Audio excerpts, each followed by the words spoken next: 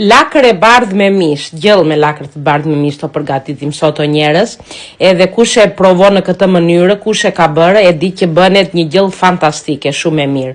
Në fillim tani do presim lakrën, në copa të mëdha nuk duhet në të vogla, edhe pastaj do ta vendosim në ujë të nxehtë, do ta lëm një çikë derisa të zbutet, pastaj do ta heqim nga uji dhe do ta lëmë më njanë.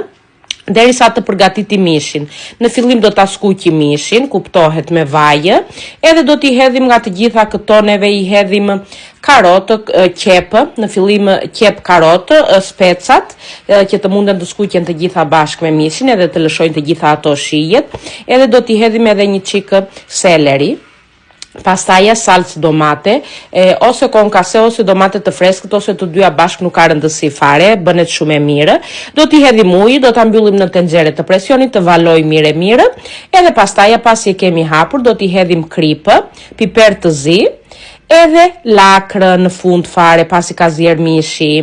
Do t'a lëm të valoj edhe një çik me lakër, do t'i hedhim edhe një çik seleri ose majdanos çfarë të doni juve në fund, edhe bëhet një gjellë o njerës me një çik limon nga lartë. O zot, ç'të hani, shumë e shishme. Ciao ciao.